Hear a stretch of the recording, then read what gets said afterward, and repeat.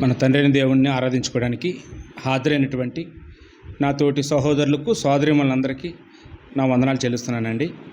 వాతావరణం ప్రతికూలంగా ఉన్నప్పటికీ మరి అందరూ కరెక్ట్గా హాజరయ్యారంటే అదంతా కేవలం దేవుడు మీకు ఇచ్చినటువంటి విశ్వాసం, దేవుడి పట్ల మీకు ఉన్నటువంటి కృతజ్ఞత భావం అని నేను నమ్ముతున్నానండి. ఈరోజు మనం ఒక మంచి పాఠాన్ని నేర్చుకుందామండి. దేవుని మహింపరుద్దాము. వినయము కలిగిన విద్వాంసుడు అనే పాఠాన్ని నేను మీకు చెప్పాలనుకుంటున్నానండి. వినయము కలిగిన విద్వాంసుడు. వినయం అంటే, వినయం అనే మాటని ఇంగ్లీష్లో ఒబిడియన్ అంటారు. అంటే వినయం అంటే తగ్గింపు జీవితం. వినయం అంటే తొందరపాటు నిర్ణయాలు తీసుకోలేనటువంటి వ్యక్తిని వినయం గలవాడు అంటారండి. బైబిల్లో చాలామంది అలా వినయం కలిగిన వాళ్ళు ఉన్నారు. వినయం కలిగి ఉంటే వచ్చే ప్రతిఫలం ఏంటో సొలొమోను తెలియజేశారండి. సామెతల గ్రంథంలో 15వ అధ్యాయము, సామెతల గ్రంథం 15వ అధ్యాయము 33వ వచనాన్ని మనం చూస్తే వినయము కలిగి ఉంటే కలిగే ప్రతిఫలం గురించి మాట్లాడారండి. అక్కడ యెహోవా యందు భయభక్తులు కలిగి ఉండుట జ్ఞానాభ్యాసమునకు సాధనము, ఘనతకు ముందు వినయముండును అని. ఘనతకు ముందు ఏముంటుందంటమ్మా? వినయం ఉంటుంది అని ఇక్కడ చెప్తూ ఉన్నాడండి. కాబట్టి వినయానికి ప్రతిఫలం ఏంటంటే ఘనత, గౌరవం. గర్విష్ఠిని చూసి ఆ ముఖం మీద ఎవరైనా పొగుడుతారు, ఎందుకంటే పొగడకపోతే పనులు అవ్వని. కానీ వెనకెట్టి తిట్టుకుంటారు. వినయం గలవారిని చూసి వాళ్ళు వెనకెట్టి వాళ్ళని పొగుడుతారండి. ఎంత మంచోళ్ళో, ఎంత నెమ్మదస్తులో, ఎదురు చెప్పరో, ఏమన్నా ఒక మాట అన్నా సరే వెంటనే సమాధానం ఇవ్వరో, తగ్గించుకుంటారో, లోబడతారో అని ఈ వినయం గల వారిని చూసి మనమందరం కూడా చాలా ఆనందిస్తుంటామండి. మనమే ఎంత ఆనందించినప్పుడు మనల్ని సృష్టించిన సృష్టికర్త అయిన దేవుడు ఎంత ఆనందిస్తాడండి. ఖచ్చితంగా మనందరం కూడా వినయం కలిగి ఉండాలండి. సామెతల గ్రంథంలోనే 11వ అధ్యాయం 2వ వచనంలో, సామెతల గ్రంథం 11వ అధ్యాయము 2వ వచనం చూస్తే,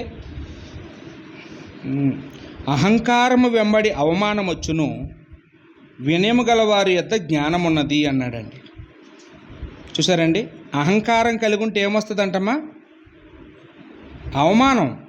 మనం ఎక్కడైనా హెచ్చించుకున్నాం అనుకోండి, వెంటనే మనల్ని ఏదో మాట ఎవరో అంటారు, ముందో వెనకో అంటారు, మన గురించి ఇంకొకరికి చెడుగా చెప్తారు.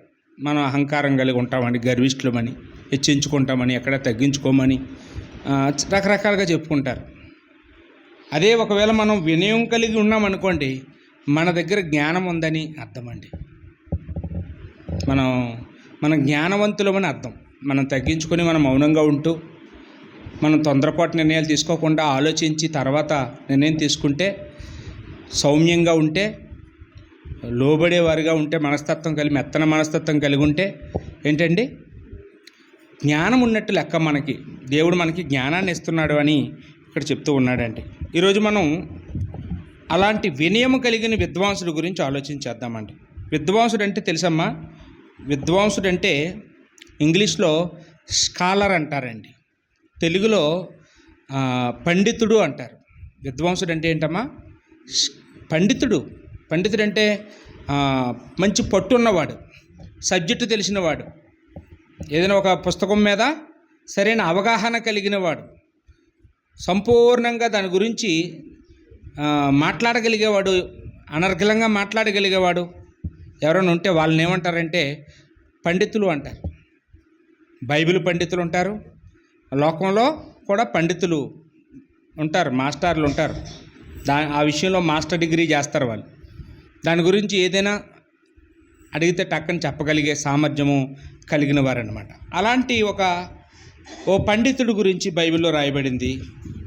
అపోస్తుల కార్యములు 18వ అధ్యాయానికి వెళ్దామండి. అపోస్తుల కార్యం 18వ అధ్యాయము 24వ వచనం నుంచి మనం చూస్తే, అలెగ్జాంద్రియ వాడైన అపోల్లో అను ఒక యూదుడు ఎఫెసునకు వచ్చెను. అతడు విద్వాంసుడును లేఖనముల యందు ప్రవీణుడునై ఉండెను. అతడు ప్రభు మార్గము విషయమై ఉపదేశము పొంది తన ఆత్మయందు తీవ్రపడి యోహాను బాప్తిస్మము మాత్రమే తెలుసుకొనిన వాడైనను యేసును గూర్చిన సంగతులు వివరంగా చెప్పి బోధించుచు సమాజ మందిరంలో ధైర్యంగా మాట్లాడనారంభించెను. ప్రిస్కిల్లా అకులయు విని అతన్ని చేర్చుకొని దేవుని మార్గము మరి పూర్తిగా అతనికి విశదపరిచిరి. తరువాత అతడు అక్కయ్యకు పోదలిచినప్పుడు అతనిని చేర్చుకొనవలనని సహోదరులు ప్రోత్సాహపరచుచు అక్కడి శిష్యులకు వ్రాసిరి. అతడు అక్కడికి వచ్చి కృపచేత విశ్వసించు వారికి చాలా సహాయం చేసెను. యేసే క్రీస్తని లేఖనముల ద్వారా అతడు దృష్టాంతపరిచి యూదుల వాదమును బహిరంగంగాను గట్టిగాను ఖండించుచు వచ్చెను అన్నాడు. కాబట్టి ఈ పేరాలో ఈయన గురించి పరిశుద్ధాత్ముడు మనకి ఎలా పరిచయం చేస్తూ ఉన్నాడంటే, అపోల్లో అని ఒక యూదుడున్నాడు అని అనలేదండి. అలెగ్జాంద్రియా వాడైన అపోల్లో అన్నాడు. చూడండి, పౌలు గారిని తార్సు వాడైన పౌలు అంటారు. కొంతమంది వాళ్ళ పేరు చెప్పే ముందు వాళ్ళ ఊరి పేరు చెప్తుంటారు. ఎందుకంటే గుర్తింపు.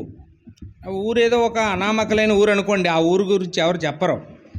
కానీ ఆ ఊరికి ఒక ప్రఖ్యాతి ఏమైనా ఉందనుకోండి, ఇంకా ఆ ఊరి పేరు చెప్పుకుంటాం. ఇక్కడ ఏమండి, అది పెద్ద సిటీ అనుకోండి, లేదా ఏదైనా పేరు పొందిన ఊరు అనుకోండి, ఖచ్చితంగా ఆ ఊరి పేరు మన ఇంటి పేరు అయిపోతుంటుంది ఆటోమేటిక్గా.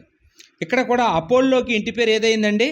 అలెగ్జాంద్రియా అనేటటువంటి పట్టణం. మనకి బైబిల్ గురించి సరైన అవగాహన కలిగి ఉండాలంటే కొన్ని విషయాలు మనకి తెలియాలండి. అంటే అవన్నీ బైబిల్లో రాసి ఉండవు, చరిత్ర పుస్తకాల్లో ఉంటాయి. కానీ వాటి గురించి కూడా మనం తెలుసుకున్నప్పుడు మనకి బైబిల్ మీద చాలా మంచి ఏమంటారు, మనకు మంచి అవగాహన ఏర్పడుతుంది, మంచి నమ్మకం ఏర్పడుతుంది. ఎందుకంటే బైబిలు ఈ పొక్కుడు పురాణం కాదు, ఇదేదో లోకంలో చెప్పుకునే పిట్ట కథలు లాంటిది కాదు. బైబిల్ అంటే ఒక చరిత్ర. ఇది కల్పనా కథలు ఏమండి ఇందులో, ఇవి కల్పించి రాసిన పుస్తకం కాదు ఇది. అలా కల్పించే ఒకవేళ మనుషులే కనుక రాసిందైతే ఇలాంటి బైబిళ్ళు ఈ పాటికి చాలా బైబిళ్ళు రాసేసేవాళ్ళు కదండి. ఓ 40 మంది కూర్చొని రాసేసిన పుస్తకం అయితే చాలామంది రాసేసేవాళ్ళు. మీరు ఎందుకు రాయలేకపోతున్నారు? మనుషులు రాసింది కాదు కాబట్టి ఇలాంటిది ఎవరు రాయలేకపోయారండి. అర్థమైందండి? ఇలాంటి బైబిల్ ఇంకొకటి ఎవరు రాయలేకపోతున్నారంటే కారణం ఏంటి? ఇది పరిశుద్ధాత్మ చేత రాయబడింది తప్ప మానవ జ్ఞానంతో రాయబడిన పుస్తకం కాదు. అందువల్ల ఈ బైబిల్ దేవుని గ్రంథం అనడానికి మనకి అనేక ఆధారాలు చరిత్రలో ఉన్నాయి. అందులో ఈ చరిత్రపరమైన ఆధారాల గురించి మనం ఆలోచన చేస్తే ఈ అలెగ్జాంద్రియా పట్టణం ఇప్పటికీ కూడా ఉంది. ఈ అలెగ్జాంద్రియా పట్టణం ఎక్కడుందంటే ఈజిప్ట్లో ఉంది, అంటే ఐగుప్తులో ఉందండి. దాన్ని ఎవరు కట్టారు? దానికి ఉన్న ప్రాముఖ్యత ఏంటి అని మనం ఆలోచన చేస్తే క్రీస్తుకు పూర్వం 33వ సంవత్సరంలో గ్రీకు వీరుడైనటువంటి అలెగ్జాండర్, మీ అందరికీ తెలుసు, అతను ప్రపంచాన్ని జయించిన చక్రవర్తి, మంచి యవనస్తుడు. ఆయన ప్రపంచాన్ని జయించి అతని పేరు మీద ఒక పట్టణాన్ని ఐగుప్తులో కట్టాలని అనుకున్నాడంటే. కట్ట మొదలు పెట్టాడు కానీ దాన్ని పూర్తి చేయలేకుండానే చనిపోయాడు. అతను అనారోగ్య కారణంగా చనిపోయాడు. మన దేశాన్ని జయించబోతూ చనిపోయాడు. అతను చనిపోయిన తర్వాత అతని సామ్రాజ్యాన్ని అతని సైన్యాధిపతులు నలుగురు అతని సామ్రాజ్యాన్ని పంచుకున్నారండి. అంటే దేశాలే సామ్రాజ్యం అంటే ఏంటమ్మా? ఈ ప్రపంచంలో అతను జయించిన దేశాలే అతని సామ్రాజ్యం, అతని ఆస్తి. వాటిని, ఆ భూభాగాన్ని నలుగురు సైన్యాధిపతులు కూడా పంచుకున్నారంట. ఎవరా నలుగురు సైన్యాధిపతులు అంటే లిసియోకస్ అనేవాడు ఒకడు, సెల్యూకస్ అనేవాడు ఒకడు, సెసాండర్ అనేవాడు ఒకడు, టోలమీ అనే వ్యక్తి ఒకడు. ఈ నలుగురు కూడా అలెగ్జాండర్ యొక్క సైన్యాధిపతులు. అంటే బహుశా అలెగ్జాండర్కి వారసులు లేరు, ఇంకా పెళ్ళి అయ్యిందో లేదో, ఎందుకంటే చిన్న వయసు కదండి, 33 సంవత్సరాలకే చనిపోయాడు. కాబట్టి అతనికి వారసులు లేకపోవడం వల్ల అతని సైన్యాధిపతులే అతనికి వారసులయ్యారు. వాళ్ళు అతని ఆస్తిని పంచుకున్నారండి. ఈ లిసియోకస్ అనేవాడు బిథూనియా ప్రాంతాన్ని పంచుకున్నాడంట అండి. బిథూనియా ప్రాంతం. సెల్యూకస్ అనేవాడు సిరియా, బబులోను, మన ఇండియా సరిహద్దుల వరకు పంచుకున్నాడండి. సెసాండర్ అనేవాడు మాసిదోనియా, గ్రీసు ప్రాంతాన్ని ఆయన పరిపాలన చేశాడు. టోలమీ అనే వ్యక్తి మాత్రం ఐగుప్తు, పాలస్తీనా, అరేబియా ప్రాంతాన్ని పంచుకున్నాడండి. ఈ నలుగురు వ్యక్తుల్లో ఈ టోలమీ అనే వ్యక్తి చాలా ప్రాముఖ్యమైన వ్యక్తి. ఎందుకంటే ఇతను తన రాజు అయినటువంటి, తన చక్రవర్తి అయినటువంటి ఆయన అభిలాషను తీర్చాలని, ఆయన కోరికను నెరవేర్చాలని, ఆయన కట్ట మొదలుపెట్టినటువంటి అలెగ్జాంద్రియా అనే ఒక పట్టణాన్ని పూర్తి చేయాలి, అతని పేరు నిలబెట్టాలి అనుకున్నాడు. అనుకొని ఐగుప్తుకు వెళ్ళి ఆ మధ్యధరా సముద్రం, మధ్యధరా సముద్రాన్ని ఆనుకొని ఉన్నటువంటి భూభాగంలో ఈ అలెగ్జాంద్రియా పట్టణాన్ని నిర్మించాడండి. ఆ కాలంలో అక్కడ పట్టణాన్ని నిర్మించడమే కాకుండా ప్రపంచ ప్రఖ్యాతిగాంచినటువంటి ఒక పెద్ద దాన్ని ఏమంటారు, లైబ్రరీని అక్కడ స్థాపించాడండి. అంటే అప్పటి వరకు ఈ ప్రపంచంలో పుస్తకాలు అయితే ఉన్నాయి, కానీ అవన్నీ ఒకే చోట దొరికేవి కాదు. ఒక లైబ్రరీ పెట్టాలని కూడా ఒక ఆలోచన అలెగ్జాండర్ గారికి ఉండేదన్నమాట. ఆ లైబ్రరీని అతను స్థాపించాడండి. ఎవరో? టోలమీ. తన చక్రవర్తి యొక్క కోరికలు నెరవేర్చడానికి ఆ పట్టణాన్ని పూర్తి చేశాడు. ఆ పట్టణానికి గుర్తింపు రావాలంటే ఆ పట్టణంలో ఎక్కడా లేని వింతేదో ఉండాలి. అందువల్ల అతిపెద్ద గ్రంథాలయాన్ని ఆయన అక్కడ స్థాపించాడండి. సుమారుగా ఆ కాలంలోనే 10 లక్షల 2 లక్షల రచనలు సేకరించాడంటే అతను. ఆ కాలంలోనే 2 లక్షల రచనలు సేకరించి ఆ పుస్తకాలన్నీ, ఆ భాండాగారాన్ని అక్కడ ఏర్పాటు చేశాడండి. అందువల్ల ఎవరికైనా ఏదైనా పుస్తకం కావాలంటే ఎక్కడికి వెళ్ళిపోయేవారండి? అలెగ్జాంద్రియా పట్టణానికి, ఐగుప్తుకి వెళ్ళిపోయేవాళ్ళు. అక్కడే దొరుకుతాయి. అదొక మంచి విద్యాలయంలాగా. అక్కడికి వెళ్తే ఎవరైనా జ్ఞానవంతులు అవ్వాలంటే అక్కడికి వెళ్ళాలి. ఏ చరిత్ర ఏం తెలుసుకోవాలన్నా అక్కడికి వెళ్ళాలి. అక్కడికి వెళ్తేనే మనకి చదువు అబ్బుతుంది, మనకు అవగాహన వస్తుంది అని ప్రపంచం గుర్తించే స్థాయికి ఆ లైబ్రరీ వెళ్ళిందండి. అంతటితో ఈ టోలమీ ఇంకా ఆగలేదండి.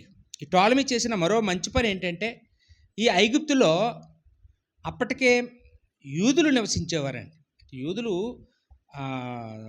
ఐగుప్తు దేశం నుంచి తిరిగి వచ్చినప్పుడు, బబులోను దేశం నుంచి తిరిగి వచ్చినప్పుడు అందరూ యెరూషలేం వచ్చేలేదు. కొంతమంది వాళ్ళ నచ్చిన ప్రాంతాలు చెదిరిపోయారండి. అలా చెదిరిపోయిన వారిలో కొంతమంది ఎక్కడికి చెదిరిపోయారట? ఐగుప్తుకి వెళ్ళిపోయారు. ఈ టోలమీ ఐగుప్తుని పరిపాలన చేస్తున్న సమయానికి అక్కడ యూదులు 10 లక్షల మంది, 10 లక్షల మంది యూదులు ఐగుప్తులో నివసిస్తున్నారు. యూదులు ఉన్నారంటే వాళ్ళకి ఏముంటుంది? వాళ్ళ చేతిలో పాత నిబంధన ఉంటుంది.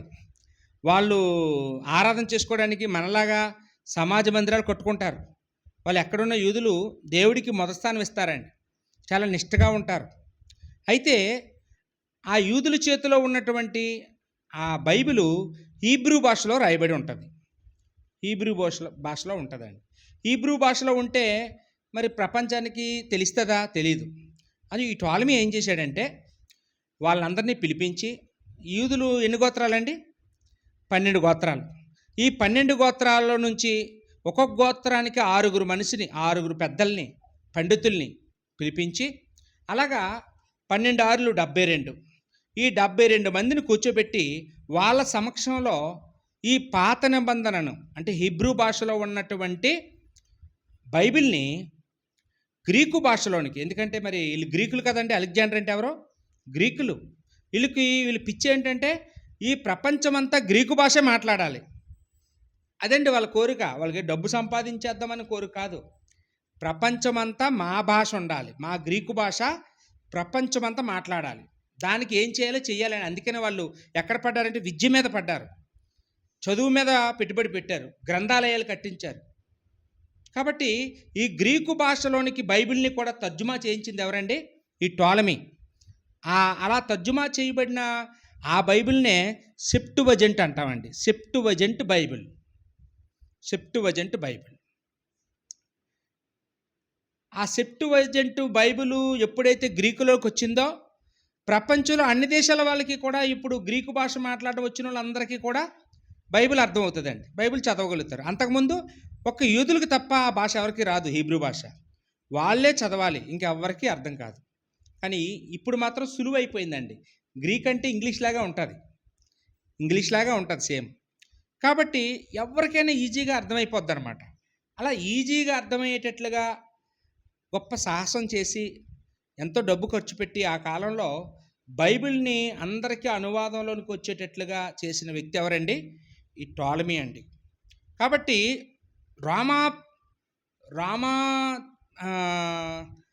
రోము పట్టణం తర్వాత మరలా అంత ప్రపంచ ప్రఖ్యాతిగాంచిన నగరంగా, ఎక్కువ మంది వెళ్ళి వచ్చే నగరంగా ఏది ప్రసిద్ధికి ఎక్కిందండి?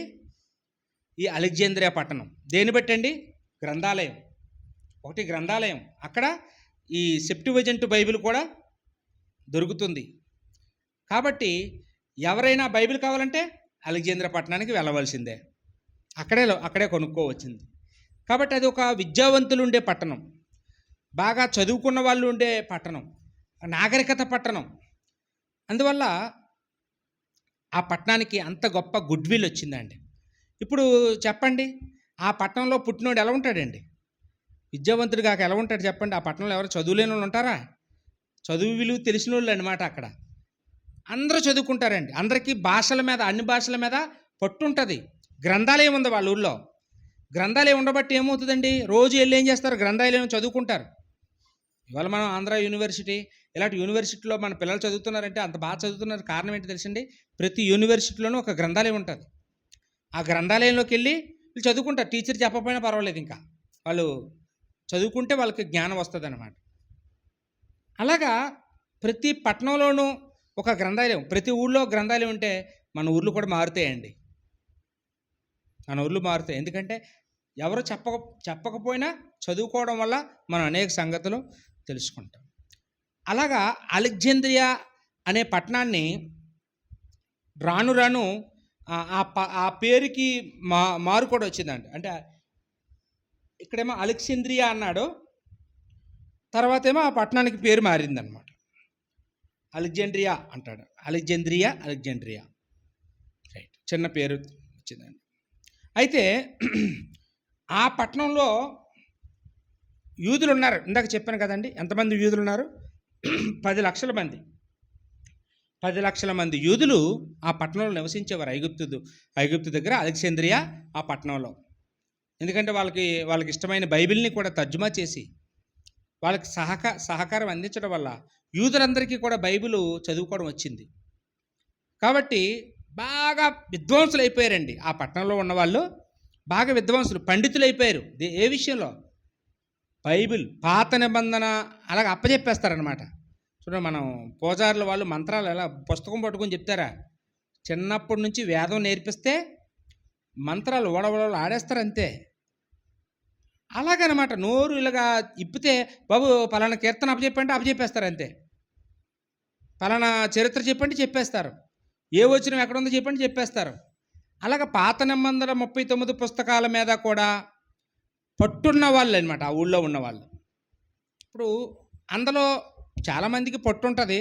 కొంతమంది ఏం చేస్తారంటే, అమ్మయ్య నాకు మంచి పట్టు దొరికింది, నేను చక్కగా నేర్చుకున్నాను, నా విశ్వరూపం అంతా మా ఊళ్ళో చూపిస్తాను అనుకుంటాడు. కానీ మరికొంతమంది ఎలా ఉంటారు? తీవ్రత గల వాళ్ళు. ఇతను తీవ్రత గలవాడిన మాట రాయబడిందండి. ఆత్మయందు తీవ్రత కలిగి అన్నాడు. ఈ తీవ్రత కలిగిన వాడు ఏం చేస్తాడంటే, నా తెలివితేటలు మా ఊరికే అంకితం అయిపోకూడదు, నా తెలివితేటలు ప్రపంచానికి అంకితం అవ్వాలి, నేను అనేక ప్రాంతాలకు వెళ్ళాలి, అనేక దేశాలకు వెళ్ళాలి, తెలియని వాళ్ళందరికీ కూడా చెప్పాలి, అన్యులకి చెప్పాలి దేవుడి గురించి అని చెప్పి ఈయన తన సొంత ఊరిని విడిచిపెట్టి బయలుదేరాడండి. ఎక్కడికి వచ్చాడంట? ఎఫెసుకు వచ్చాడంట. చూడండి అన్నమాట. మళ్ళీ చదువు 24వ వచనం, 18వ అధ్యాయం, అపోస్తలుల కార్యం 18వ అధ్యాయం 24వ వచనం. అలెగ్జాంద్రియ వాడైన అపోల్లో అను ఒక యూదుడు ఎఫెసునకు వచ్చెను. ఎక్కడండి? ఎక్కడ అలెగ్జాంద్రియా? ఐగుప్తు. ఎక్కడ ఎఫెసు అని మనకి బైబిల్లో మ్యాప్లు ఉంటాయండి, లాస్ట్ పేజీలో. ఆ మ్యాప్లో చూస్తే ఐగుప్తు అనేది కిందన ఉంటుంది, ఎఫెస్ అనేది పైన ఉంటుంది. అంటే సుమారుగా 750 కిలోమీటర్ల దూరం అండి. 750 కిలోమీటర్ల దూరం. మరి ఆ కాలంలో ఇప్పుడులాగా ట్రైన్లు, ఫ్లైట్లు, బస్సులు లేవు. కాలినడకన రావాలి, లేకపోతే గాడిదల మీద రావాలి. డబ్బులున్న వాళ్ళైతే ఏ రథం మీద వస్తారు, గుర్రాల మీద. అలాంటి ప్రయాణం చేసి దేవుడి యొక్క వాక్యాన్ని, తాను తెలుసుకున్న దాన్ని అందరికీ చెప్పాలని ఆయన ఆ ఉద్దేశం కలిగి వచ్చాడంటండి. అతని గురించి ఏమన్నాడండి? ఒకటి, అతడు విద్వాంసుడును లేఖనముల యందు ప్రవీణుడై ఉండెను. ప్రవీణుడంటే ఎక్స్పర్ట్ అంటాం కదండి, నైపుణ్యం గలవాడు. ఇప్పుడు అందరూ వాక్యం చెప్తారు, కొందరు చెప్తుంటే నిద్ర వచ్చేస్తుంటుంది, బోరు కొట్టేస్తుంటుంది, చిరాకు హేస్తుంటుంది. ఇతను చెప్తే ఎలా ఉంటుందండి? ప్రవీణుడు అండి. అంటే అందరి దృష్టిని ఆకర్షించుకుంటాడు, అందరి హృదయాల్లోకి వెళ్ళిపోతాడు, అందరి హృదయాల్ని కూడా అతని వైపు లాక్కుంటాడండి. ఇది భయపెట్టో, గసిరేసో, తిట్టేసో కాదు. ఇతని మాటలు అలాంటివి అన్నట్టు. ఎక్స్పర్ట్, ప్రవీణుడు, చిరాకు రాకుండా చెప్పగలిగే అంత ప్రవీణుడు. దేని మీద అండి ఇతని అవగాహన అంతా? పాత నిబంధన. అప్పటికి ఇంకా కొత్త నిబంధన లేదు కదండి, కొత్త నిబంధన ఇంకా రాయబడలేదు, మొదటి శతాబ్దంలో రాయబడింది. కాబట్టి ఇంకా అప్పటికి బైబిల్ ఇంకా పూర్తి అవ్వలేదు, పౌలు ప్రయాణాలు ఇంకా పూర్తి అవ్వలేదు. కాబట్టి ఆ టైంలో పౌలు రెండో సువార్త ప్రయాణం టైంలో ఈ అపోల్లో అనేవాడు ఎఫెసు పట్టణానికే వచ్చాడండి. అప్పుడు ఎఫెసులో పౌలు గారు లేరు, పౌలు గారు అంతియోకియలో ఉన్నారు. ఇప్పుడు ఈ ప్రాంతానికి వచ్చి ఏం చేస్తున్నాడు ఇతను అంటే, ఆల్రెడీగా అక్కడ ఎఫెసీలో ఏముందమ్మా? సంఘం ఉంది. పౌలు గారు వచ్చి సువార్త ప్రకటించారు. పౌలు గారు వచ్చి సువార్త ప్రకటించడం వల్ల ఆల్రెడీగా అక్కడ సంఘం నడుస్తుందండి. అతడు ప్రభువు మార్గం విషయమై ఉపదేశము పొంది తన ఆత్మయందు తీవ్రత పడి, చూసారండి ఏటేటండి అతని అర్హతలేంటి? ఒకటి రాసుకోండి, ఒకటి విద్వాంసుడట, 2 లేఖనముల యందు ప్రవీణుడు, 3 ప్రభువు మార్గం విషయమై ఉపదేశము పొంది. ఏం పొందాడమ్మా? ఉపదేశం పొందాడు. ఉపదేశం పొందడం అంటే ఏంటండి? ట్రైనింగ్ పొందడం. అంటే ఇతను బైబిల్ ట్రైనింగ్ పొందాడంటే. ఆ కాలంలో అలెగ్జాంద్రియా పట్టణంలో బైబిల్ కాలేజీలు ఉండేవి అన్నమాట. బైబిల్ గురించి తర్ఫీదు ఇచ్చేవాళ్ళు. అలా బైబిల్ కాలేజీలోకి వెళ్ళి ఇతడు దేవుని యొక్క మార్గం విషయమై ఉపదేశం పొందినవాడు అంటాడు. ఉపదేశం పొందినవాడు. మూడోది అయితే ఇంక నాలుగోది ఏంటండి? తన ఆత్మయందు తీవ్రత పడి. ఇతనిలో ఉన్న మరొక క్వాలిటీ ఏంటి? ఆత్మయందు తీవ్రత కలవాడు. తీవ్రత అంటే ఏంటండి? ఇంకా తిండి కాశ ఉండదు, తిప్పల కాశ ఉండదు, ఈ డబ్బు సంపాదించాలని ఉండదు, ఏదో ఎక్కడో బుర్ర పెట్టేద్దామని ఉండదు.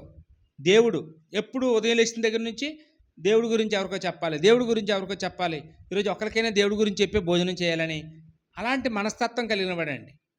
లోకంలో ఉండే మనుషులు లాంటివాడు కాదు. ఈ లోకంలో ఉండే వాళ్ళందరికీ అన్ని రకాలైనటువంటి కోరికలు ఉంటాయి. ఇతనికి ఒకటే కోరిక ఏంటండి? దేవుడి పని చేయాలనే తీవ్రంగా ఉన్న మనిషి అన్నమాట. మంచి యవనస్తుడు.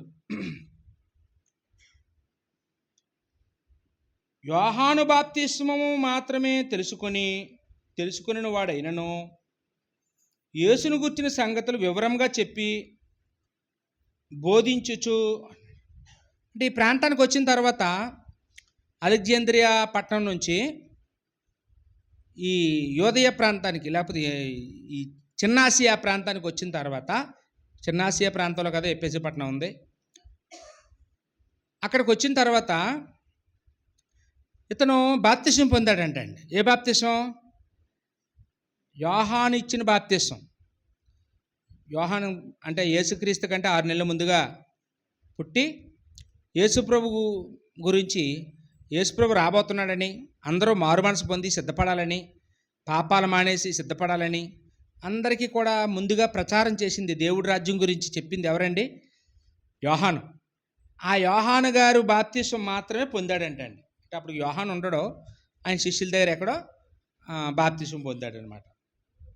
అది మాత్రం తెలుసుకున్నాడు, బాప్తిసం పొందాలనే విషయం తెలుసుకున్నాడండి, పొందాడండి. కానీ యేసును గురించిన సంగతులు వివరంగా చెప్పి బోధించేవాడు. అతనికి ఎంతో కొద్ది తెలుసు యేసుప్రభు గురించి, మొత్తం తెలియకుండా లేదు. ఇప్పుడు యోహాను శిష్యులు యేసుప్రభు గురించి చెప్తారు కదండి. ఆ యేసుప్రభు కూడా మా దగ్గరికి వచ్చి బాప్తిసం పొందారండి, మా యోహాను గారు బాప్తిసం ఇచ్చారండి అని చెప్తారు. ఆ చెప్పినవన్నీ ఇతను అందరికీ చెప్తున్నాడు. అమ్మా, మీరు కూడా బాప్తిసం పొందాలి, యేసుప్రభు నమ్ముకోవాలి, యేసుప్రభు ఎవరో కాదు, మరి ఆయన దేవుని కుమారుడు. ఇదిగో పాత నిబంధనలో ఆయన గురించి ఎన్నో ప్రవచనాలు ఉన్నాయి. అవి ఎక్కడ పుడతాడో ఉంది, ఆయన ఎవరి కడుపును పుడతాడో ఉంది, ఆయన ఐగుప్తుకి వెళ్తాడని ఉంది. ఆయన జీవితం అంతా, ఆయన మరణం వరకు, ఆయన చనిపోయి తిరిగి లేవడం వరకు పాత నిబంధనలో ఉన్న ప్రవచనాలన్నీ మీద ఆయన పట్టుంది. అవి ఎవరు చెప్పక్కర్లేదు. కాబట్టి తెలిసిన కాడికి ఏం చేస్తున్నాడంటే మాత్రం సువార్త చేస్తున్నాడు.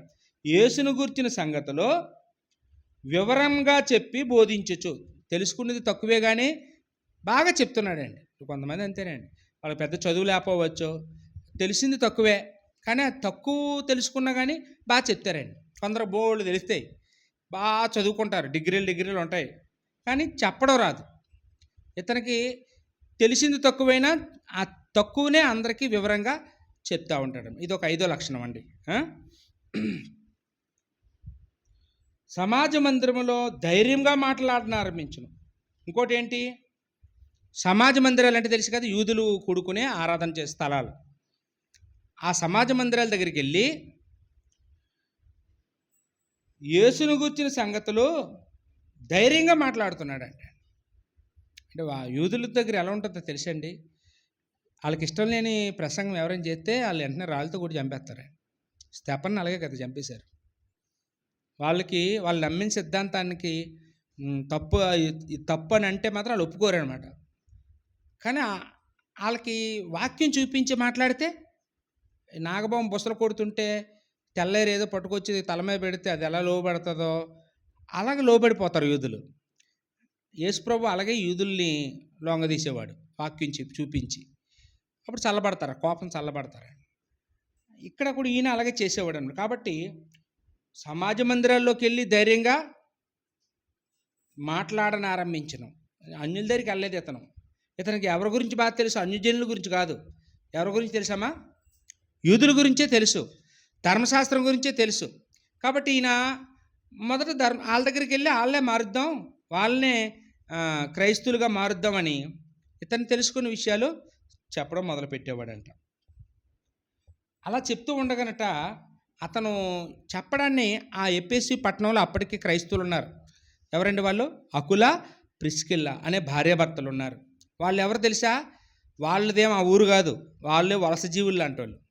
వాళ్ళు రోమాపట్నానికి చెందిన పొంతు అనే గ్రామానికి చెందినవారండి. రోమాపట్నంలో పొంతు అనే ఒక ప్రాంతంలో వాళ్ళు నివసించేవారు. క్లౌదియ చక్రవర్తి కాలంలో యూదులందరూ కూడా మా దేశాన్ని వదిలిపోవాలని పిచ్చోడు ఆయన. యూదులందరూ ఉండకూడదు ఎక్కడని తగిలేసాడు ఆయన. ఆ దేశం నుంచి, రోమాపట్నం నుంచి తగిలేసినప్పుడు వాళ్ళు అక్కడి నుంచి డైరెక్ట్గా కొరింథీ అనే ప్రాంతానికి వచ్చేసారండి. కొరింథీ అనే ప్రాంతంలో కూడా వాళ్ళు చేసే పని ఏంటంటే డేరాలు కుట్టుకోవడం. అక్కడే పౌలు గారు వాళ్ళకి కనపడ్డారు, కొరింథీలోనే. అప్పుడు పౌలు గారు కూడా నాకు వచ్చమ్మా డేరాలు కుట్టడం అని ఆయన కూడా వాళ్ళతో పాటు డేరాలు కుడుతూ, ఇతనికి భార్య పిల్లలు లేరు కదా, వాళ్ళే అన్నం పెట్టేవారు, వాళ్ళే అన్నీ శుభ్రం చేసుకునేవారు, వాళ్ళ ఇంట్లోనే ఆరాధన. అలా పౌలు గారికి ఎంతో సహాయం చేసేవారు. పౌలు గారు ఉన్నన్నాళ్ళు, అంటే పౌలు గారు అక్కడ 18 నెలలు ఉన్నాడంటే, ఆ 18 నెలలు కూడా ఈ భార్యాభర్తలు కూడా పౌలు గారితో పాటు ఉన్నారు. పౌలు గారు ఎప్పుడైతే వెళ్ళిపోతున్నారో, మీరు వెళ్ళిపోతే మేము ఎందుకంటే ఎక్కడ అని చెప్పేసి పౌలు గారు ఎక్కడికి వెళ్ళమంటే అక్కడికి వెళ్ళిపోవడమే వీళ్ళు.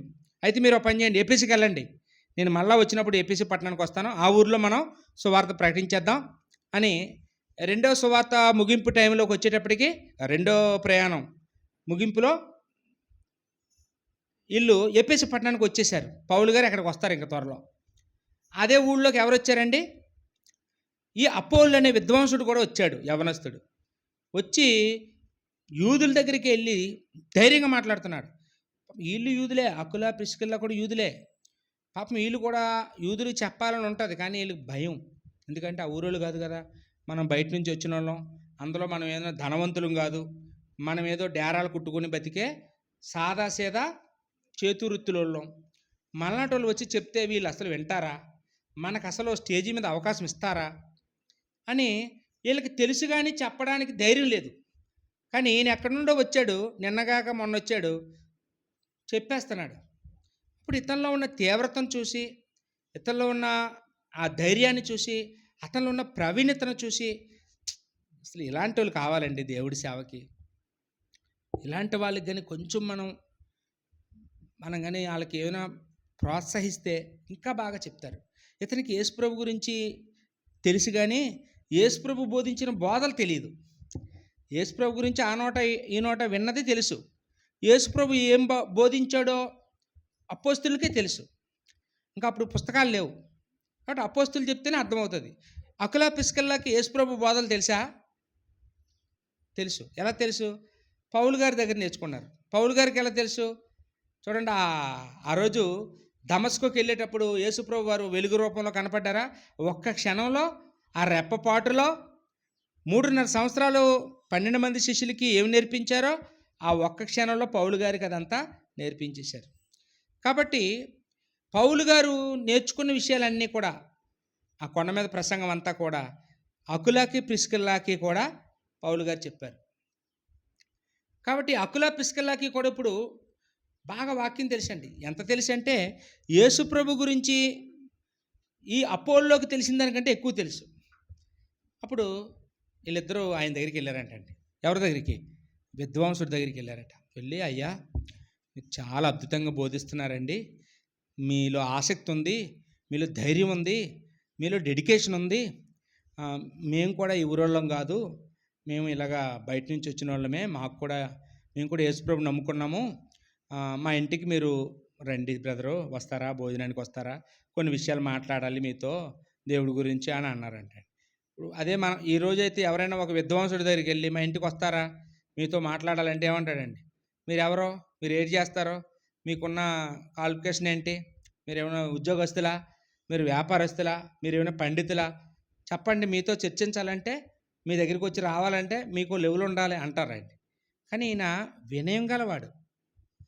ఎవరైనా ఏదైనా చెప్తారంటే వింటాడండి, ఎవరైనా పిలిస్తే వెళ్తాడు. వినయం గలవాడు, గర్విష్ఠు కాదు. అప్పుడు వాళ్ళ ఇంటికి వెళ్ళాడంటండి. వాళ్ళు కూడా ప్రేమగా అతను కూర్చోబెట్టి, తమ్ముడు నువ్వు చెప్పేదంతా వాస్తవమే, పాత నిబంధన మీద నీకు బాగా పట్టుంది, యేసు ప్రభు వారు ఈ లోకానికి రావడం గురించి, ఆయన మన గురించి ప్రాణం పెట్టారని, ఆయన తిరిగి లేచారని బాగా చెప్తున్నావు. కానీ యేసుక్రీస్తు వారు బోధలు కూడా నీకు తెలియాలి. నీకు కొన్ని సంగతులు నీకు తెలియటం లేదు, ఎందుకంటే నీకు ఎవరు చెప్పలేదు, నీకు తెలియలేదు.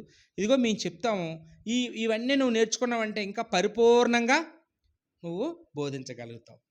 యేసుప్రభు కొండ మీద చేసిన ప్రసంగం అంతా బహుశా అతనికి వాళ్ళు చెప్పుంటారు. అంటే ఇక్కడ ఏం చెప్పారు వివరాలు రాయలేదండి. చూడండి 26వ వచనం. ప్రిస్కిల్ల అకులియ విని అతన్ని చేర్చుకొని దేవుని మార్గము మరిపూర్తిగా అతనికి విశుద్ధపరిచిరి. ఏం చేశారండి? భార్యాభర్తలు ఇద్దరూ కలిపి అతనికి తన ఇంట్లో కూర్చోబెట్టుకొని ఆతిథ్యం చేసి ఉంటారా, మంచినీళ్ళు కూడా ఒకరిని పంపించి ఉంటారా? ఏటమ్మా, బాగా ప్రేమగా చూపిస్తే ఎవరైనా వస్తారండి. అలా ప్రేమ చూపించి అతనికి మర్యాద చేసి అప్పుడు అతను కూర్చోబెట్టి అతనికి దేవుడి మార్గం మరిపూర్తిగా అతనికి విశదపరిచారట. ఏమంటే ఇంత బాగా వాక్యం చెప్తే ఇప్పుడు ఈరోజు మనం ఎవరైనా అసత్యంలో ఉన్న వాళ్ళ దగ్గరికి వెళ్ళి, ఏదో అబద్ధాలు బోధించే వాళ్ళ దగ్గరికి వెళ్ళి, మా ఇంటికి రండి మీతో మాట్లాడతామంటే తిరిగి వెళ్ళేటప్పుడు అతను ఎలాగెళ్తాడు తెలుసా అండి? గొడవాడుకొని వెళ్తాడు. మీకే తెలుసా, మాకు తెలీదా, మేము ఎంత అనుకున్నాం 30 years ఇండస్ట్రీ, మేము ఎన్ని సంవత్సరాలు పెట్టినా అమ్ముకున్నాం తెలిసే దేవుడికి, నువ్వెప్పుడు ఇచ్చావు, నీ బతికెంత నా బతికెంత అని, నీ తాత ఎవడ మా తాత ఎవడని మా తాత పాస్టర్ అంటాడు. ఇతను అలాంటి మాటలు, నేను అలెగ్జాంద్రియా నుండి వచ్చాను, నేను మా ఊళ్ళో గ్రంథాలయం ఉంది, చిన్నప్పటి నుండి అవలోహం పట్టేశాను, నువ్వు నాకు చెప్పేవాడువా అని వాదించలేదండి. అందులోనూ వాళ్ళు ఎలాంటి వాళ్ళండి? చేతి పనులు చేసుకుని డేరాలు కుట్టుకునేవాళ్ళు. మీరు మాకు చెప్పడమా? విద్వాంసుడిని, నేను పండితుడిని, స్కాలర్ని, ఇలాంటి నాకా మీరు చెప్తారని వాదించలేదండి.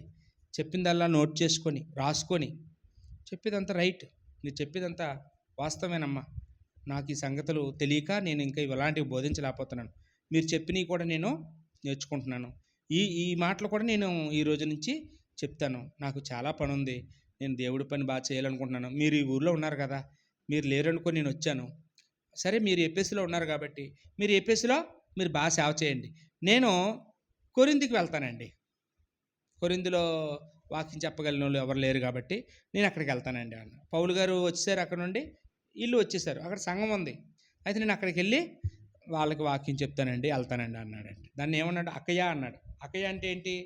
అక్కయ్య అనే ప్రాంతంలో 2 ఊర్లు ఉంటాయి, కొరింథీ, ఏథెన్స్. ఈ 2 ప్రాంతాలకి సువార్త ప్రకటిస్తానని ఇతను అక్కయ్యకి వెళ్ళిపోతున్నాడండి. 27వ వచనం. తరువాత అతడు అక్కయ్యకు పోదలిచ్చినప్పుడు అతనిని చేర్చుకొనవలనని సహోదరులు ప్రోత్సాహపరచుచు అక్కడికి శిష్యులకు వ్రాసిరి. అంటే వెళ్ళగానే చేర్చేసుకుంటారా వాళ్ళు?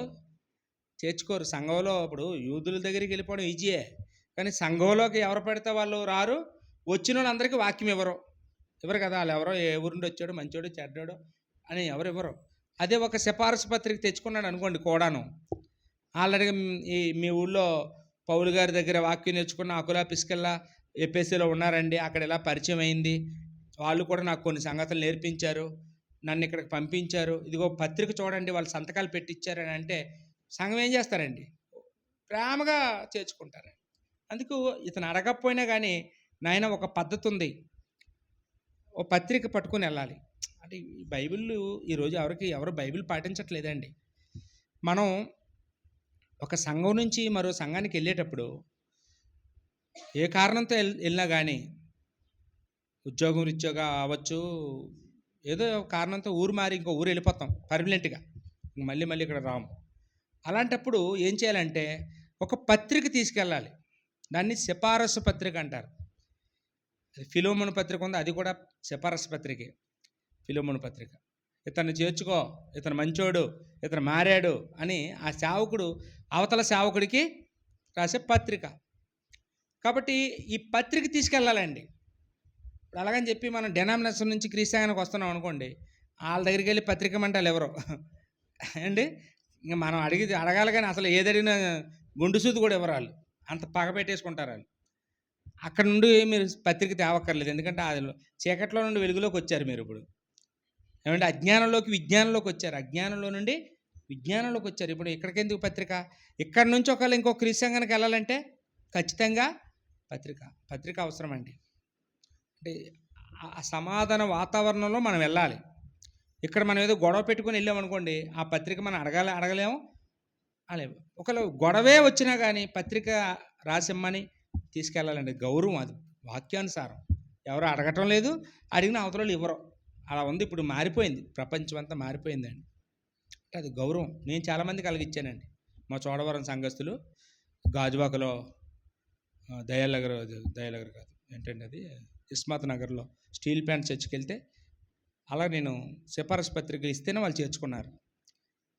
అలా ఇవ్వాలి, అది ధర్మం, అది బైబిల్ పద్ధతి.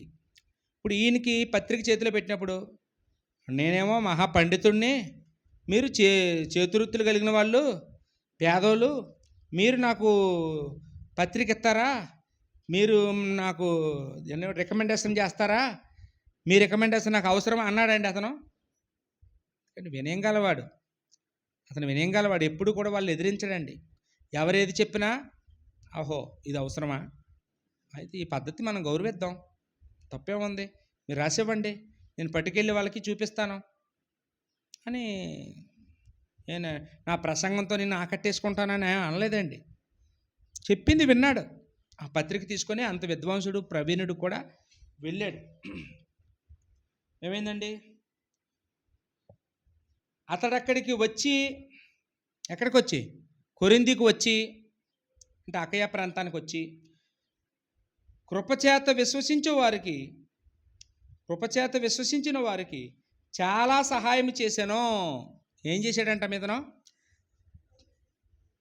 అంటే ఇప్పటికీ కూడా మనం చూస్తుంటాం, సువార్థికులు అందరూ ఏ మనసు కలిగి వస్తారంటే, ఎవరైనా ఎదిరిస్తే తీసుకుందామా, ఇవాళ ఎంత ఇచ్చారు, ఇవాళ తక్కువ ఇచ్చారు, ఇవాళ ఎక్కువ ఇచ్చారు, ఇవాళ ఎక్కువ కానుకలు వచ్చాయి, ఇవాళ తక్కువ కానుకలు వచ్చాయని ఈ బేరాలు ఆడుకుంటారు. కానీ ఈ ఈ అపోళ్ళ దగ్గర ఎంతో నేర్చుకోవాలండి.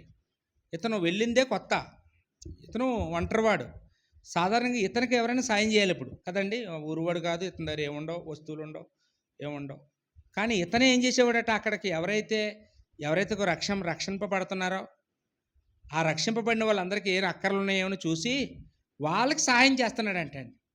అంటే ఇతను ఎవరమ్మా, ఇతను ధనవంతుడు, పేదోడేం కాదు, పేదోడు కాదండి, ధనవంతుడు, చాలా డబ్బున్నవాడు. ఇతనిలో మంచి గుణం ఉంది, మంచి వినయం ఉంది.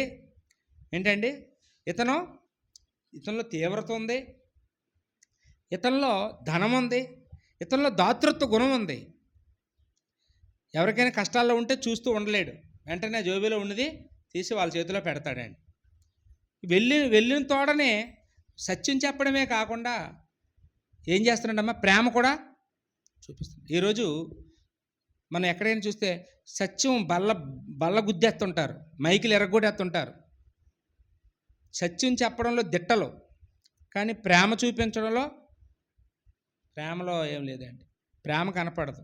అంటే ముందు ప్రేమ, ముందు సత్యమా ఏంటమ్మా, ముందు ప్రేమ చూపించి వాళ్ళ హృదయంలో మన స్థానం సంపాదించుకుంటే అప్పుడు మనం చెప్పిన సత్యం కూడా వాళ్ళ హృదయంలోకి వెళ్తుంది. మత్సాకులేమో ప్రేమ చూపిస్తారో అసత్యం బోధిస్తారు, ప్రేమ మాత్రం వాళ్ళు 100% చూపిస్తారు. ఎవరైనా ఉదయం చర్చకొచ్చారంటే సాయంత్రం వాళ్ళ ఇంటికాడ వాలిపోతారు, వెంటనే వాళ్ళకి భోజనం చెప్పేస్తారు, మా ఇంటికి రండి అని. ఇంకా వాళ్ళ ఇంటి చుట్టూ కాకిలా తిరుగుతూ ఉంటారు. ప్రేమ మాత్రం వీళ్ళకి ఇంత జ్వరం వచ్చిందంటే మోకాళ్ళు వేసేస్తారు అర్ధరాత్రి వరకు కూడా వాళ్ళ ఇంట్లోకి వెళ్ళి. ఎంత ప్రేమ అండి అంటారు, కానీ చెప్పేదంతా అసత్యం. మన క్రీస్తు సంఘం వాళ్ళం సత్యం చెప్తాం, వాళ్ళు చచ్చిపోయారని తెలిస్తే తప్ప వెళ్ళాం వాళ్ళ ఇంటికి, బతికొండకి వెళ్ళాం. వాళ్ళు చచ్చారో పోయారో తెలియదు వారం అంతాను. నేను కూడా అంతే, నేనేం ప్రత్యేకమైన, నేను కూడా అలాగే చేస్తున్నాను, ఖాళీ ఉండదు మనకి. కానీ అపోల్లో దగ్గర ఎంత నేర్చుకోవాలండి. నాకైతే కన్నీళ్ళు తిరిగే చెప్పినప్పుడు. నిజంగా అపోల్లో వినయం గలవాడండి, వాక్యం చెప్తున్నాడు, సహాయం చేస్తున్నాడు. ఎవరు అవసరాలు ఉన్నాయో అంటే అతను చెయ్యి కిందనుందా పైనుందా, ఏటమ్మా, ఇచ్చేవాడు చెయ్యప్పుడు పైనే ఉంటుంది, పుచ్చుకునేవాడు చెయ్యప్పుడు కిందనే ఉంటుంది. అపోల్లో చెయ్యప్పుడు పైనే ఉందండి. అతను ఎవరు ఏది ఇస్తారా అని ఆశించడం లేదు, చెప్పాలనుకున్న దాన్ని తీవ్రత కలిగి ఖచ్చితంగా ఖండించి చెప్తున్నాడు. అమ్మో ఇలా చెప్తే వీళ్ళు కానుకలు ఏరేమో అలా టెన్షన్ అతనికి లేదు. అతనే ఇంకొకరికి హెల్ప్ చేస్తున్నాడు. అది చాలా గొప్ప సంగతి అండి.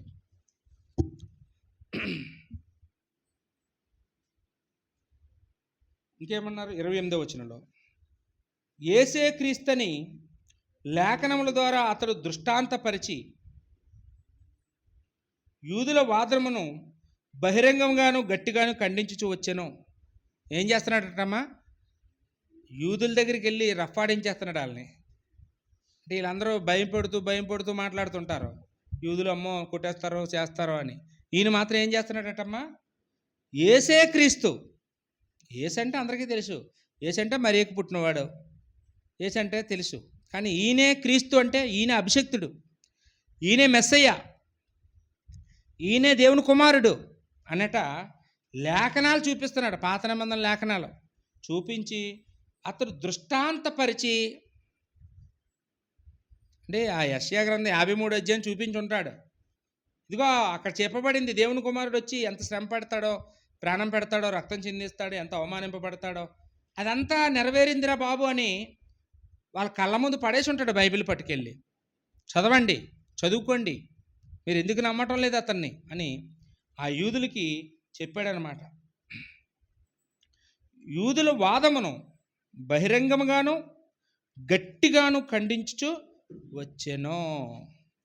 ఎప్పుడైతే ఇలా యూదులతో తర్జనలు చేసి వాదించి గెలుస్తున్నాడో, వాళ్ళని మార్చేస్తున్నాడో, అక్కడున్న కొరింథీలో ఉన్న సంఘానికి ఎలా ఉంటుందండి, క్రైస్తవులకి అన్యజనుల నుంచి వచ్చిన వాళ్ళకి ఎలా ఉంటుందండి? ఎన్నాళ్ళ బట్టి ఇలాంటి సువార్తకి ఎప్పుడు చూడలేదు. పౌలు గారు ఉన్నారంటే, పౌలు గారు మా ఊరు వచ్చారు, మొట్టమొదట ఆయనే వచ్చారు, ఆయనే మాకు సువార్త ప్రకటించారు కాబట్టి అతనే హీరోయే మాకు. కానీ ఇతనిలాంటి ధైర్యం ఎవరిలో లేదు కాబట్టి మేము ఇతనికి అభిమానులు అనుకున్నారంటండి. ఎప్పుడైతే ఈ అపోల్లో కొంతకాలం అక్కడ ఉండి వెళ్ళిపోయాడో ఇంకా అతను ఫ్యాన్స్ అయిపోయారు. ఆ సంఘం ఫ్యాన్స్ అయిపోయి వాళ్ళలో భేదాలు వచ్చేసాయి అంట. కొంతమంది ఏమో నేను పౌలు వాడను అని, కొంతమంది పౌలు పార్టీ వాళ్ళందరూ పౌలు గారే కదా మనకి సువార్త చేశారు మొట్టమొదటిగాను, కాబట్టి పౌలు గారి పార్టీ మనం అందరం అనుకున్నారట. మరి కొంతమంది అపోల్లో పార్టీ. మరి అపోల్లో గారు అలా యూదుల దగ్గరికి వెళ్ళి లేఖనాలు చూపించి గట్టిగా వాళ్ళకి చెప్పారు. అతనిలాంటి వాక్యం చెప్పగలిగే దిట్టని ఎప్పుడు చూడలేదు. కాబట్టి నేను అపోల్లో పార్టీ అని కొంతమంది గ్రూప్ అయిపోయారట చర్చిలో. మరి కొంతమంది ఏమో మేము కేఫా పార్టీ అంటే పేతురు గారు లేకపోతే అసలు ఈ సంఘాలన్నీ ఎలాగొచ్చారా? మొట్టమొదటిగా సువార్త ప్రకటించింది, పెంతెకోస్తు పండగ దినాన వాక్యం చెప్పింది, 3000 మందిని మార్చింది ఎవరో? కేఫా గారే కదా. కాబట్టి కేఫా గారి పార్టీరా మేమందరం అని కొంతమంది కేఫా పార్టీ. ఇంకొంతమంది అట అసలు వీళ్ళందరూ కాదు కానీ యేసుప్రభు లేకపోతే అసలు వీళ్ళందరికీ దిక్కెక్కడా? యేసుక్రీస్తు ఉండాలి కాబట్టి మేమందరం క్రీస్తు పార్టీ. దీన్ని బట్టి చూస్తే వీళ్ళ ఎవరో దేవుడి పార్టీ లేరండి. చూసారా? అందరూ దేవుడిని వదిలేసి మనుషుల పార్టీ. అంటే యేసుప్రభు వారు దైవత్వం కలిగిన వాడు, కానీ ఆ మనుషులతో సమానంగానే. చూడండి, ఒకరోజు పేతురు గారు అన్నారు కదా, నీకొకటి, మోసేకొకటి, ఏలియాకొకటి 3 పర్ణశాలలు కడతానంటే దేవుడు ఒప్పుకున్నాడా? నా కుమారుని మనుషులతో సమానంగా చేస్తారా అన్నాడా? నా కుమారుని మాట వినండి, మీరు ఐడియాలు ఇస్తారేంటి అని దేవుడు పైనుంచి గసిరెడ్డ వాళ్ళని. అలాగా ఇక్కడ కూడా యేసుప్రభుని ఎవరితో సమానంగా పార్టీ పెట్టేశారండి? మనుషులతో సమానంగా.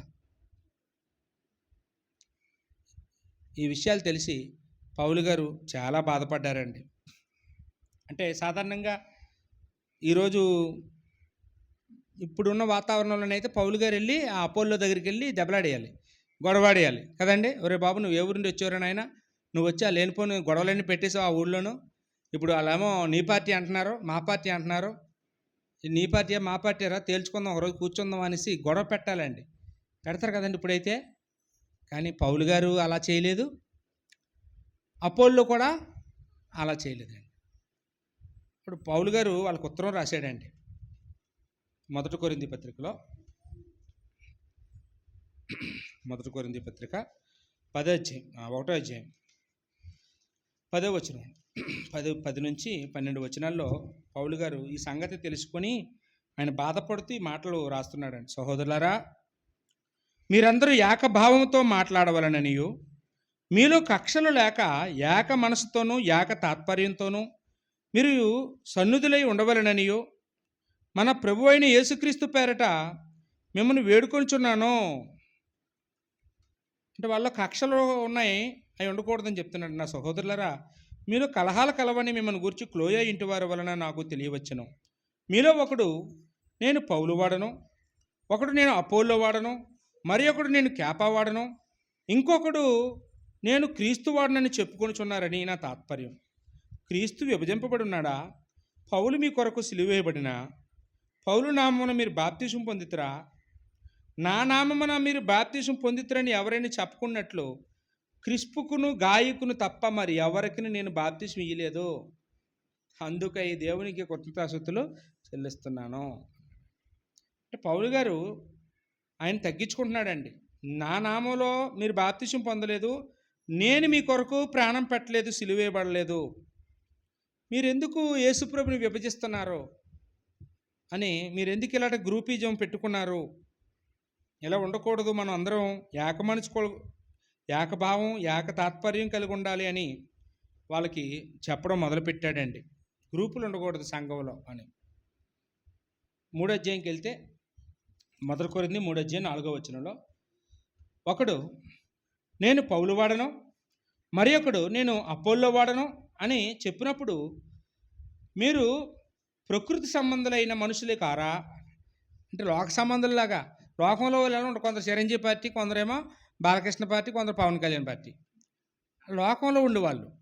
లేదా కొందరు జగన్ పార్టీ, కొందరు చంద్రబాబు పార్టీ, కొందరేమో బీజేపీ. మీరు లోక సంబంధులా ప్రకృతి సంబంధులా అంటున్నాడండి. అపోల్లో ఎవడు, పౌలు ఎవడు? అసలు పౌలే అనుకుంటున్నాడు తన తన తన పేరు ఎత్తుకొని తాను కూడా అపోల్లో ఎవడు, పౌలు ఎవడు అన్నాడు. పరిచారకులే కదా, మేము ఎవరమండి? మీకు వాక్యం చెప్పే పరిచారకులం, మీ పనోళ్ళం, మీ సేవకులం. మీరు మా పార్టీలు అంటారేంటి? మీరు మనందరం కలిపి దేవుడి పార్టీ అవ్వాలి కానీ మీరందరూ మా ఇద్దరిని ఎడగొట్టడానికి తయారయ్యేటి మీరు అని పౌలు గారి మాటల్లో భావం అన్నమాట. ఒక్కొక్కరికి ప్రభు అనుగ్రహించిన ప్రకారం వారి ద్వారా మీరు విశ్వసించేది. దేవుడు మా ద్వారా మీకు వాక్యం చెప్పించాడు, మీరు విశ్వసించారు, అంతే తప్ప మా గొప్పతనం ఏమీ లేదు అన్నాడు అనమాట. నేను నాటి తిని అపోల్లో నీరు పోసనో వృద్ధి కలుగు చేసిన వాడు దేవుడే. చూసారండి ఎంత చక్కగా వర్ణించాడో ప్రకృతి వర్ణన. మొక్క నాటాను, నాటేసి నేను వెళ్ళిపోయాను. 18 నెలలు ఉన్నాను, వెళ్ళిపోయాను, నా పనుల మీద నేను వెళ్ళిపోయాను. తర్వాత అపోల్లో వచ్చాడు, మీకు వాక్యం నేర్పించాడు, అంటే నీళ్లు పోసాడు మీకు. ఇప్పుడు నాటేసినంత మాత్రాన, నీళ్లు పోసేసినంత మాత్రాన మొక్క మేమేమైనా బయటికి సాగదీసామా? మొక్కని ఆకులు మేము రప్పించామా? పువ్వులు మేము పూయించామా? దానికి కాయలు వచ్చేలా మేము చేసామా? అవన్నీ ఎవరు చేశారు? దేవుడు చేశాడు. దేవుడు చేయకపోతే నీళ్ళు ఎత్తే సత్తది కొన్ని మొక్క. నీళ్ళు ఎక్కువైపోయినా కూడా సత్తది కదా. నాటిన మొక్కలన్నీ బతికేస్తాయేటి? ఒక మొక్క నాటబడి నీళ్లు పోసినా అది బతుకుతుందంటే దానికి కారణం దేవుడు. ఎంత ఆలోచన ఉంది చూడండి. మా గొప్పతనం లేదు, మా ఇద్దరు గొప్పతనం లేదు. నేను నాటేసిపోయాను, అతను నీళ్లు పోసేసిపోయాడు. మిమ్మల్ని పోషిస్తున్నది ఎవరంటే, మిమ్మల్ని అభివృద్ధి చేస్తున్నది ఎవరంటే, రక్షిస్తున్నది ఎవరంటే దేవుడు అన్నాడు. కాబట్టి వృద్ధి కలుగు చేయు దేవునిలోనే కానీ నాటువానులోనైనను నీళ్లు పోయి వారిలోనైనను ఏమీ లేదు. నాటువాడును నీళ్లు పోయేవాడును ఒకటే. ప్రతివాడు తాను చేసిన కష్టం కొలది జీతం పుచ్చుకొనను. మేము పడిన కష్టానికి మీరు మాకేమి ఇవ్వకపోయినా పరలోకంలో దేవుడు మాకు జీతం ఇచ్చేస్తాడు బాబు. మేము జీతం కోసం పనిచేసిన పనోళ్ళమే. మీరు మాకు పార్టీలు మా పార్టీలు మీరు పెట్టుకోకండి. మేము జీతగాళ్ళం, మేము దేవుడి పనిలో జీతగాళ్ళం అని చెప్తున్నాడండి. మేము దేవుని జత పనివారం. ఆయన నేను తక్కువ చేయలేదు అవతల ఆయన్ని. అపోల్లోని అతనేం అబద్ధ బోధకుడు అనలేదు. అతను నేను కలిపి దేవుని జత పని వాళ్ళం. మేమిద్దరం జత అండి. మేమిద్దరం పనికొచ్చిన జత పనోళ్ళం, జోడ మనుషులం అంటున్నాడు అనమాట. మీరు దేవుని వ్యవసాయమును దేవుని గృహమునై ఉన్నారు. మీరెవరో? మేము పనోళ్ళం అయితే మీరు దేవుని గృహం, మీరు దేవుని వ్యవసాయం. మీరు ఒక వరిసేను పండింది, మేమిద్దరం పనోళ్ళం, మేము వచ్చి పనిచేసాం, తోటలో పనిచేసాం. అలా చూడండి తప్ప, మమ్మల్ని పనులుగా చూడండి తప్ప, మమ్మల్ని ఏదో హీరోల్లా చూసి మీరు మాకు పార్టీలు పెట్టి నేను అపోల్లో వాడిని, నేను పౌలు వాడిని, నేను కేపా వాడినని, నేను క్రీస్తు వాడినని మీరు అలా విభజించుకోవద్దు. అలా చేయడం చాలా తప్పు అని ఇక్కడ పౌలు గారు ఎంతో వివరణగా చెప్పారండి. చూడండి అదే అధ్యాయంలో 22వ వచనం చూడండి. 1 కొరింథీ 3:22 అపోల్లోనైనను పౌలునైనను అపోల్లోనైనను కేఫా అయినను లోకమైనను జీవమైనను మరణమైనను ప్రస్తుతమందున్నవి అయినను రాబోవునవైనను సమస్తమును మీవే. ఏమన్నారమ్మా? సమస్తము మీకు సంబంధించిన వాళ్ళమే. ఈ సమస్తం మీకోసమే. ఈ ప్రస్తుతమందున్నవైనను రాబోవునవైనను మీకోసమే. లోకమైనను జీవమైనను మీకోసమే. మరణమైనను మీకోసమే. మరణం ఎవరి కోసం అండి? మనం చచ్చిపోయామనుకోండి, ఎవరి కోసం అండి మరణం ఇచ్చాడు దేవుడు? మన కోసమే, మనం పరలోకం వెళ్ళడానికి. మరణం మనకు ఉపయోగమేనా? ఉపయోగమే. ఈ లోకం కూడా ఉపయోగమేనా? ఉపయోగమే. ఈ లోకం లేకపోతే మనకేం పని ఉండదు ఏమండి? అన్నీ మన కోసమేనండి. అలాగే పౌలు అపోల్లో కూడా మీకోసమే, కేఫా కూడా మీకోసమే. అదండి అతను చెప్పడం.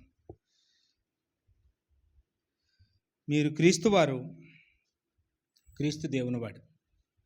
మీరు క్రీస్తువారుగా ఉండాలి, క్రీస్తు దేవుని వాడిగా ఉన్నాడు. అంతేగాని మీరు పౌలు వాడిగా ఉండకూడదు, మీరు అపోల్లో వాడిగా ఉండకూడదు. మనుషుల్ని దేవుళ్ళు చేయకండి. మనుషుల దగ్గర మీరు మనుషుల్ని కొంతమంది చూడండి, వాళ్ళ కాళ్ళు కడిగేస్తుంటారు, ఆ సువార్థికుల కాళ్ళు, వాళ్ళ నీళ్ళు నెత్తి మీద జల్లేసుకుంటుంటారు, వాళ్ళ గిన్నెలు కడిగేస్తుంటారు, ఇంట్లో పని చేసేస్తుంటారు. తప్పు లేదండి, కష్టాలు ఉంటే చేయొచ్చు. దేవుడిగా భావించి చేయకూడదు. దేవుడిగా భావించి అమ్మో మా అయ్యగారు, అమ్మో మా అమ్మగారు అని వాళ్ళ ముఖం చూస్తేనే దరిద్రాలు పోతాయి అనుకుంటారు. అది తప్పండి. అది అలాగా మనుషులకి దేవుడి స్థానాన్ని ఇవ్వకూడదు. మనుషులకి దేవుడి స్థానాన్ని ఇవ్వకూడదు. దేవుడిని మనం ఇప్పటికీ కూడా ఆర్సీఎం చర్చిలో ఆ ఫాదర్ గారి చెవిలో చెప్తారండి పాపాలు. మనం చేసిన పాపాలు ఫాదర్ గారు చెవిలో చెప్పాలా? మనం డైరెక్ట్గా దేవుడు చెప్తే యేసు ప్రభు మనకి మధ్యవర్తి కాడా? అమ్మ మన ప్రార్థన దేవుడి దగ్గర తీసుకెళ్ళడా? ఇంకా మనుషులు ఎందుకు? దేవుడు యేసు ప్రభుని పంపించిన తర్వాత కూడా వీళ్ళు ఇంకా అక్కడికి వెళ్తారండి. యేసు ప్రభుని పంపక మునుపు పాత నిబంధనలో అలాగా యాజకులు చెవిలో చెప్తే యాజకులు వెళ్ళి ప్రార్థన చేసేవారు. ఇప్పుడు మన పాపాలు మనమే ఒప్పుకోవాలి దేవుడి ఎదుట. ఒంటరిగా ఉన్నప్పుడు ఒప్పుకో, అంతేగాని ఇక్కడికి వచ్చి మైకులో చెప్పక్కర్లేదు మనం ఈ పాపం చేసామని. అవన్నీ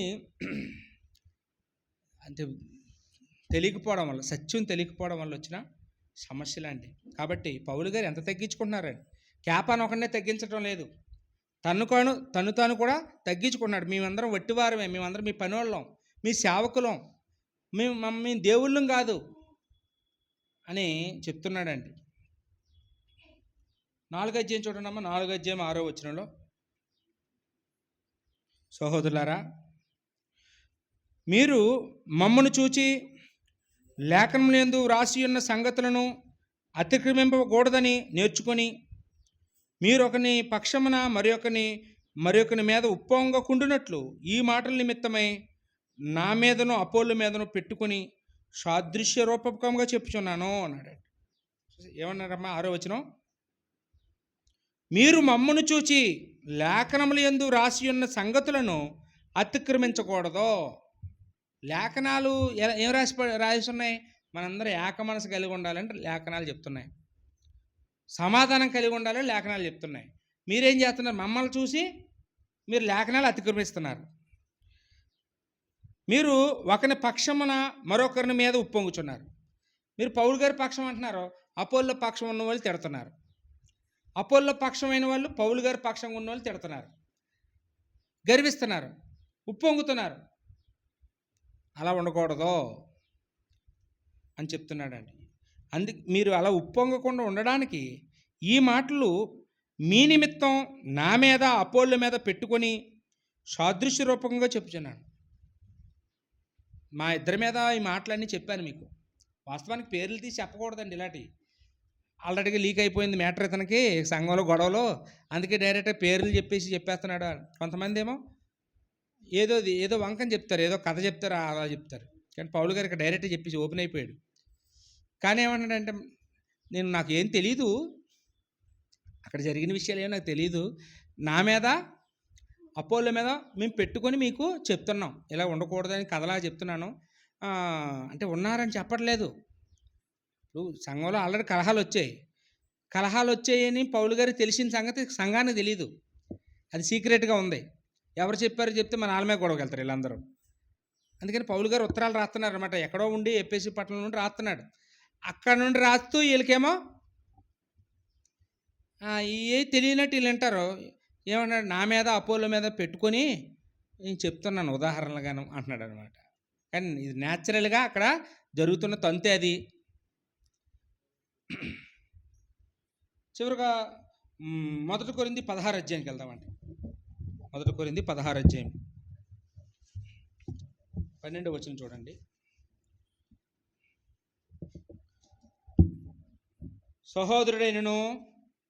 సహోదరుడైన అపోల్లో గూర్చిన సంగతి ఏమనగా, చూడండి ఏమన్నాడమ్మా? సహోదరుడైన అపోల్లో అంటే పౌలు గారు అపోల్లో కలుసుకున్నారా? కలుసుకున్నారండి. తర్వాత పౌలు గారి దగ్గరికి అపోల్లో వెళ్ళాడు. సహోదరుడైన అపోల్లోను గుర్చిన సంగతి ఏమనగా, అతడి సహోదరులతో కూడా మీ యొద్దకు వెళ్ళవలనని నేను అతన్ని చాలా బతిమలాడుకుంటుని కానీ ఇప్పుడు వచ్చుటకు అతనికి ఎంత మాత్రమునో మనసు లేదు. వీలైనప్పుడు అతడు వచ్చును. కొరింథీయులకి రాస్తున్నాడు ఈ పత్రిక. పౌలు గారి దగ్గరికి ఎవరు వెళ్ళిపోయారండి? అప్పుడే అపోల్లో వెళ్ళిపోయాడు.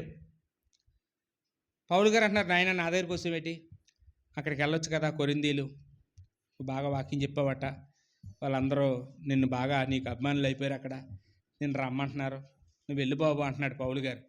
అపోల్లో ఏమంటున్నాడండి? చిచి నేను వెళ్ళండి ఆ ఊరు అంటున్నాడు. ఎందుకంటే మనల్ని విడగొట్టడానికి ఆల్తే ఏరేరు. మన వాక్యం బాగా చెప్తే దేవుడిని నమ్ముకుంటారని చెప్పాం, కానీ నేను నా పార్టీ వీళ్ళు మీ పార్టీ మా పార్టీ అంటున్నారా, అలాంటి ఊరు వెళ్ళండి అంటున్నాడు అనమాట. ఎంత మంచోడు చూడండి, వినయం. ఇంకొకరు ఎవరైనా అయితే పౌళ్ళు తోసేసి అక్కడ ఆయన స్థిరపడిపోతాడు కదండి. అమ్మయ్య ఇంత మంచి ఛాన్స్ వచ్చింది నాకు, నన్నే బాగా పొగుడుతున్నారు, పౌలు గారి కంటే నాకే ఎక్కువ జనాభా మెజారిటీ ఉంది అభిమానులు, కాబట్టి నేను వెళ్ళిపోయి ఆ సంఘాన్ని లాగేసుకుంటాను అనుకుంటారు. కానీ అపోల్లో ఎలాగున్నాడండి? వద్దండి నేను అక్కడికి వెళ్ళండి, ఆ ఊరు వెళ్ళండి. పౌలు గారు ఏమో ఉత్తరంలో అంటున్నాడు అనమాట, సహోదరులారా అపోల్లోను గుర్చిన సంగతి ఏమనగా అతడి సహోదరులతో కూడా మీ యొద్దకు వెళ్ళవలని. ఈ సహోదరులతో కూడా అంటే కొంతమంది వెళ్తున్నారు, తిమోతి వీళ్ళందరూ వెళ్తున్నారండి కొరింథీకి. వాళ్ళతో పాటు వెళ్ళమంటున్నాడు అనమాట పౌలు గారు. వెళ్ళమంటే ఏమంటున్నాడట అపోల్లో, మీ యొద్దకు వెళ్ళవలనని నేను అతన్ని చాలా బతిమాలుకుంటుని కానీ ఇతడు ఇప్పుడు వచ్చుటకు అతనికి ఎంత మాత్రం మనసలేదు. మనసు పాడైపోయింది. మనసు లేదంటే ఏంటమ్మా అర్థం? మనం చెప్పుకున్నాం కదండి మనశ్శాంతి గురించి. మన మనసు బాగోకపోతే ఏ పని చేయలేం, మనసు కుదరపడితే తప్ప. ఇప్పుడు ఇతని మనసు కూడా పాడైపోయిందండి. పౌలు గారిని నా వల్లే ఇన్ని మాటలు వచ్చాయి, పౌలు గారికి నా వల్లే అక్కడ గ్రూప్ విజయాలు వచ్చాయా, నేను చెప్పిన వాక్యాల వల్ల నా ధైర్యం చూసి నా జ్ఞానం చూసి ఇలాగైపోయారా అని చెప్పి బాధపడి నేను ఆ పట్టణానికి వెళ్ళండి, ఆ ఊరికి వెళ్ళండి అని పౌలు గారు చెప్పినా సరే వెళ్ళలేదంట. వీలైనప్పుడు అతను వస్తారని పౌలు గారు చెప్తున్నారు. చూడండి, అంటే కలహాలు, సంఘంలో పెట్టిన కలహాలు బోధకులు విడగొట్టగలిగాయండి? విడగొట్టలేకపోయి. పౌలు గారు సీనియర్, బాగా వృద్ధుడు, ఇతడు యవ్వనస్తుడు. ఇతడు పౌలు గారిని డామినేషన్ చేయలేదు, సీనియర్ని కదా అని చెప్పి పౌలు గారు కూడా అపోల్లోని డామినేషన్ చేయలేదండి. వాళ్ళు ఎలాగున్నారండి ఇద్దరు కూడాను? అంటే డామినేట్ చేయలేదంటే అపోల్లో చూపించిన వినయం అండి.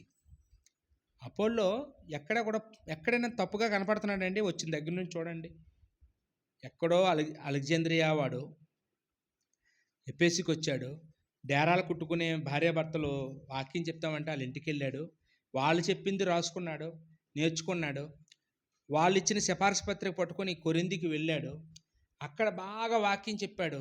అక్కడ వీరాభిమానులు పెరిగిపోయారు అతనికి. వీరాభిమానులు పెరిగిపోయి అపోల్లో పార్టీ అంటున్నారు కొంతమంది.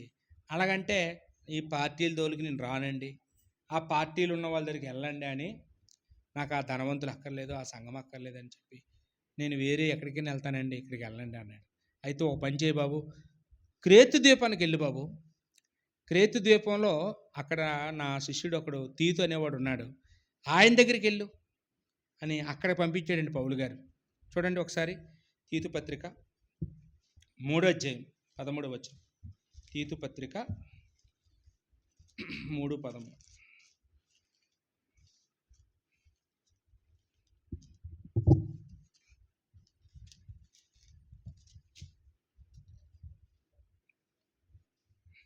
ధర్మశాస్త్ర వేది అయిన జేనాను అపోల్లోను శీఘ్రముగా సాగనంపము, వారికేమీ తక్కువ లేకుండా చూడుము, వారు నిష్ఫలులు కాకుండు నిమిత్తము అవసరమును బట్టి సమయోచితముగా సత్క్రియలను శ్రద్ధగా చేయుటకు నేర్చుకొనవలను. చూస్తారంటే పౌలు గారు ఈ తీతు అనే వ్యక్తికి ఉత్తరం రాస్తే ఏమంటున్నాడు? నాయనా, నీ దగ్గరికి పంపించాను కదా అపోల్లో అనేవాడిని, జానాన్ అనేవాడిని పంపించాను. వాళ్ళిద్దరు ఎవరో? ధర్మశాస్త్ర వేది అంటే ధర్మశాస్త్ర వేదాంతం, ధర్మశాస్త్రం అనే వేదాన్ని బట్టి పట్టి చెప్పగలిగిన వాళ్ళు. ఎవరెవరండి వాళ్ళు? జానాను, అపోల్లోను. వీళ్ళిద్దరిని శీఘ్రంగా సాగనంపు, త్వరగా నా దగ్గర పంపించే బాబు వీళ్ళిద్దరిని, నాకు వాళ్ళతో చాలా పని ఉంది ఇక్కడ అని మళ్ళీ వచ్చిమంటున్నాడు అనమాట వాళ్ళని. ఎక్కడున్నారు వీళ్ళు? తీతు దగ్గర ఉన్నారు. తీతు ఎక్కడున్నాడు? క్రేతు ద్వీపంలో ఉన్నాడు. క్రేతు ద్వీపం గురించి మీకు ఎంతమంది చెప్పాను అంటే అక్కడ సంఘం ఎలా ప్రారంభించబడిందంటే అపోస్తలుల కార్యాలు 2వ అధ్యాయంలో 17 దేశాలు వాళ్ళు వచ్చారు కదండి. పేతురు ప్రసంగం విని బాప్తిసం పొందారు. ఆ 17 దేశాల్లో క్రేతీయులు కూడా ఉన్నారు. ఆ క్రేతీయులు వెళ్ళి అక్కడ సంఘం పెట్టుకున్నారు. అక్కడ పౌలు గారు ఏం చేశారంటే తీతుని పంపించాడు. నాయన అక్కడ సంఘం అయితే ఉంది, కానీ వాళ్ళు ఏమో ఎలా ఉన్నారంటే వాళ్ళు తిండిబోతులు తాగుబోతులుగా ఉన్నారు. నువ్వు అలాంటి వాళ్ళ దగ్గరికి వెళ్ళి వాళ్ళని సంఘ పెద్దలుగా చేయాలి, ఏం చేస్తావో తెలియదు అని చెప్తే తీతు వెళ్ళి అక్కడ వాళ్ళు సంఘ పెద్దలుగా మార్చాడండి. అక్కడికి అతనికి సహాయం చేయడానికి వీళ్ళు పంపించాడు, జానానుని, అపోల్లోని. కొంతకాలం ఉన్నారు. ఇప్పుడు పౌలు గారు వచ్చేయమంటున్నాడండి, పంపించే బాబు. పంపేటప్పుడు ఏమంటున్నాడండి? వారికి ఏమీ తక్కువ లేకుండా చూడు. వాళ్ళు దేవుడు పని చేశారు, వాళ్ళు నీకు సహాయం చేశారు ఎంతకాలం. వాళ్ళు వచ్చేటప్పుడు వాళ్ళకి ఏమీ తక్కువ లేకుండా చూడు బాబు. వాళ్ళకి ఏమైనా మంచి బట్టలు తీయి, వాళ్ళకి ఏ అవసరాలు ఉన్నాయో వాళ్ళకి అవసరాలన్నీ తీర్చు, వాళ్ళ జేబులో కానుక పెట్టు, వాళ్ళు సంతోషంగా నీ దగ్గర నుంచి నా దగ్గరికి వచ్చేటట్లుగా చెయ్యని పౌలు గారు చెప్తున్నాడండి. అంటే పౌలు గారికి అపోల్లోకి ఎలాంటి బౌండింగ్ ఉందండి, చూసారా? ఎంత తండ్రి కొడుకుల్లాగా ఉన్నారండి. అంటే ఈ కారణం ఏంటంటే వినయం అండి.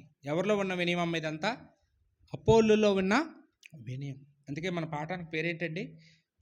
వినయం కలిగిన విద్వాంసుడు. ఈరోజు కనుక ఏదైనా చిన్న టాలెంట్ ఉందంటే ఎరగబడిపోతుంటాం. కొంచెం కానీ ఏదైనా పాటలు పాడే టాలెంట్ ఉందనుకోండి గర్విస్తుంటారు, గర్వించేస్తుంటాం. ఇంకా నా పాటోడు లేడు అనుకుంటాం.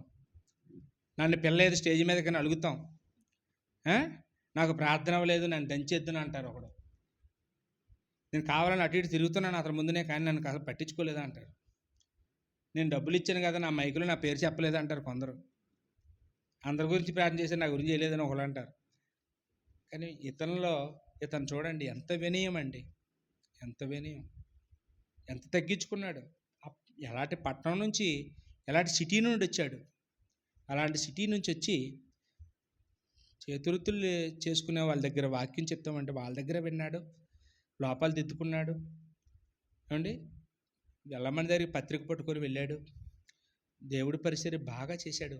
అక్కడి నుంచి వచ్చేసి పౌలు దగ్గర పనిచేశాడు.